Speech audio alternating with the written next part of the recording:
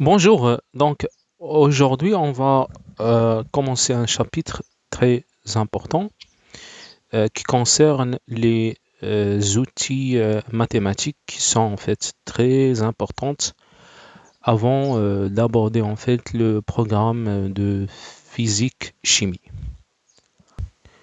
Alors petit 1, on va commencer par les primitives et plus spécialement primitives d'une fonction. Afin de simplifier le langage et de résumer, en fait, la primitive d'une fonction, c'est tout simplement le contraire de la dérivée. Si vous me dites par exemple, c'est quoi la dérivée de x au carré? C'est-à-dire si je veux x prime, x au carré prime, eh bien x au carré prime, ça donne 2x. D'accord? Donc si je veux en fait, si je veux faire l'inverse, c'est-à-dire imaginer que je veux en fait la fonction dont la dérivée vaut 2x. Donc c'est ça la primitive. Autrement dit, si je veux la primitive de 2x, primitive, ou je peux dire une primitive, eh bien une primitive de 2x, c'est x au carré. Mais en fait,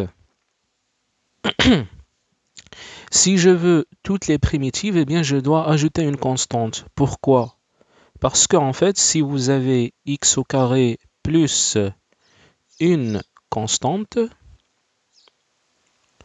qu'on va noter, en fait, cette constante, on va la noter par c, donc ça va être x carré plus c. Donc si je fais la primitive plutôt la dérivée, ça va donner x au carré prime plus c prime. Et vous savez que la dérivée d'une constante est égale à 0. Donc ça va donner 2x plus 0, c'est-à-dire 2x. Donc en fait, finalement, si je veux les primitives en fait de n'importe quelle fonction, il faut toujours ajouter une constante. Je vous conseille ça. En physique, c'est très important. Donc on ajoute une constante. C'est toujours. Alors, définition plus rigoureuse de primitive d'une fonction. Alors, on dit que f, grand F, vous voyez, est une primitive de f, petit f, sur un intervalle i, par exemple 0 plus infini, r, r plus, etc. Si et seulement si f est dérivable sur ce même intervalle i, attention, et que pour tout x appartient à ce même intervalle, on a df sur dx de x, parce que f c'est une fonction de x elle-même. Alors notez que d sur dx, en fait, on peut le noter par ce prime là. Donc si vous avez prime, en fait, ce qui se cache derrière ce prime, c'est ce d sur dx qui est égal à f de x, bien entendu.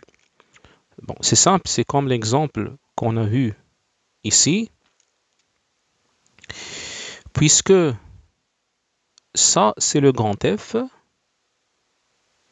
et quand on dérive ce grand F, quand on fait f', eh bien on trouve 2x. Et ce 2x, c'est en fait, c'est la fonction f de x. Bon, ici de x. D'accord? Alors, les primitives d'une fonction sont toutes définies à une constante près. Bien sûr, parce que c'est ce que je vous ai expliqué ici. Quand on a ajouté ici la constante à une constante près, puisque la dérivée d'une constante, bon ici c, je voulais écrire c,